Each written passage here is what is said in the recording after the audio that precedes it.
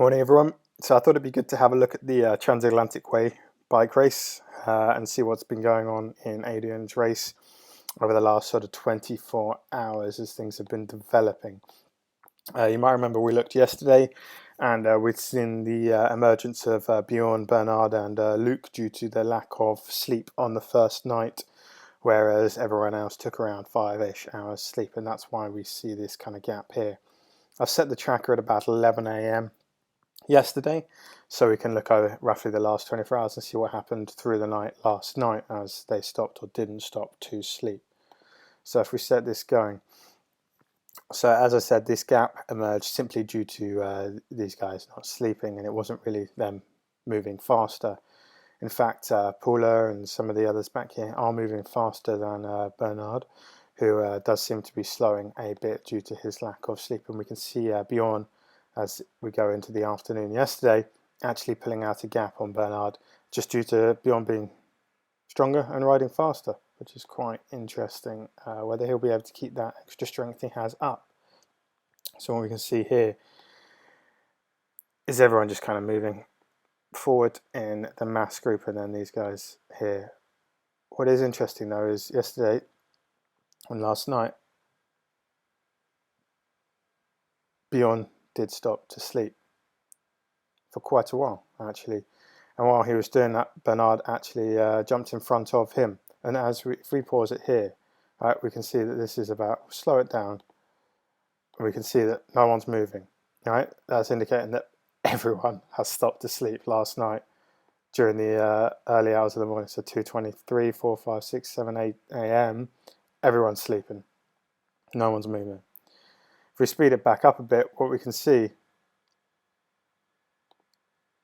is that around 4 a.m. people get going again. Not everyone, but most. And then we see Bernard actually jumps in front of Bjorn, as Bernard has slept less last night. Luke Allen still holding his gap solidly behind. If we speed this up, we can see these two here crisscrossing and everyone else behind. If we stop it, so we can look at the track in real time live right now, what we can see is this. So we've still got this gap back. We've got Luke in the middle, and Bernard and Bjorn are kind of crisscrossing their lead here. Now, you kind of think, oh, right, they're pretty close, 3 miles between them, you know, and then back to Paula, who I keep picking out because I think she's really interesting and going to do really well. It's 100 miles, so that gap has stayed solid. She hasn't lost or gained any, and she's had 2 good nights sleep now. Just a quick look on her tracker just to show that. You can see there, 2 solid nights sleep, 5 hours each night, maybe, yeah, about 5 hours there. So she's looking after herself and feeling well rested, right? If we go up front and we go back to Bernard, have a look at him. No sleep the first night, for 3.5, 4 hours sleep last night. So a lot less sleep. And, he is starting to tire and slow a bit due to that. If we go to Bjorn and look at Bjorn, now this is kind of interesting. It's where it gets quite fun. Look at this. Huge amount of sleep last night. So was this a couple hours, that's an hour, 7 hours sleep? Or 7 hours stop, so maybe 6 hours sleep. So he's going to be feeling well rested and strong today.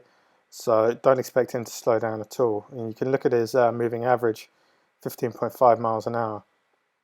As if we go to Bernard, look at his moving average, 13.6. So, he's moving 1.5 miles faster. Go to Paula, look at her moving average, 13.5. So, about the same. So it's going to be real interesting to see how that plays out as the race develops a bit. We've got a lot of people back here fighting for kind of, entry into the top 5, top 10. A couple of ladies here, so there could be a good race between Paula and Charlotte.